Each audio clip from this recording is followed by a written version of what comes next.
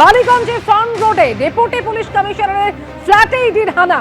Deputy police commissioner Shantanu Sinha বিশ্বাসের ফ্ল্যাটে হানা দেয় ইডি এবং সেখানে দীর্ঘ সময় ধরে ইডি আধিকারিকরা তারা তল্লাশি চালান। কেন্দ্রীয় বাহিনীকে সঙ্গে নিয়ে ইডির অভিযান শুরু হয় আজ সকাল 6টার আগেই এবং দীর্ঘদিন কালীঘাট থানার ওসির পদে ছিলেন এই শান্তনু সিনহা বিশ্বাস, যিনি এখন বর্তমানে কলকাতা পুলিশের ডিসি পদে রয়েছেন এবং তার বাড়িতে দীর্ঘ সময় ধরে ইডির তল্লাশি। প্রকাশ সিনহা প্রতিনিধি রয়েছেন এই মুহূর্তে টেলিফোনে। প্রকাশ, ইডি আধিকারিকরা কি এখনো রয়েছেন সেখানে?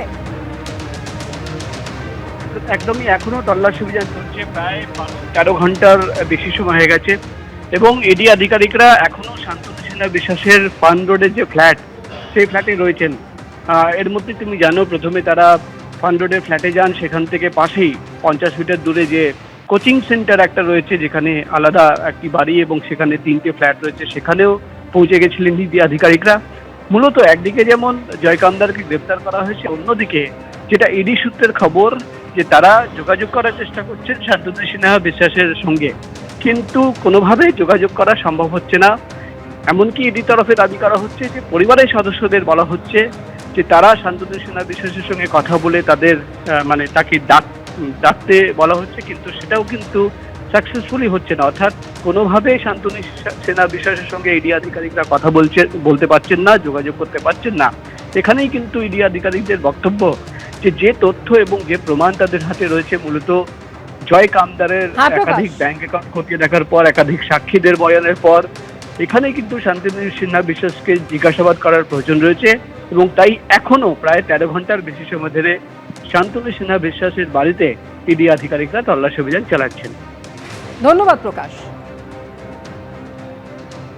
ভোটের মুখে কেন্দ্রীয় এজেন্সির তৎপরতা নিয়ে সরব হয়েছেন আজকেও মমতা বন্দ্যোপাধ্যায়। তারকেশ্বরের সভা থেকে তিনি বলছেন, আমার যিনি আয়কর সংক্রান্ত কাজকর্ম দেখেন তার বাড়িতেও তল্লাশি চালিয়েছে, আমাদের প্রার্থী দেবাশিস কুমারের বাড়িতেও তল্লাশি চালানো হয়েছে, আমার যে সিকিউরিটি দেখেন তার বাড়িতেও তল্লাশি। আমাকে কি খুন করতে চান? চেষ্টা করে দেখুন না, যদি বাংলা দখল করতে পারেন। আর কি বলেছেন তিনি হুঁশিয়ারি দিয়ে, শুনুন। আমার যে ইনকাম ট্যাক্স করে তার বাড়িও ইডি রেড করেছে। আমাদের প্রার্থী দেবাশিস কুমার, তাকে 16 ঘন্টা আটকে রেখেছে, ক্যাম্পেইন করতে দেওয়া হয়নি।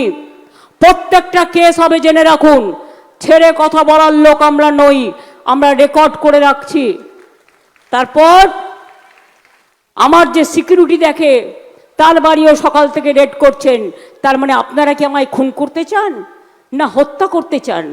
আমাকে খুন করলে যদি আপনারা বাংলা পান, চেষ্টা করে দেখুন না। সিপিএম আমলেও অনেকবার খুন করার চেষ্টা করা হয়েছে, আর সেই সিপিএমই তো আপনার এখন দোসর হয়ে গেছে। পচা সিপিএমগুলো সব এখন আপনাদের ওখানে গিয়ে জুটেছে, তাদের বুদ্ধিতে কাজ করছেন।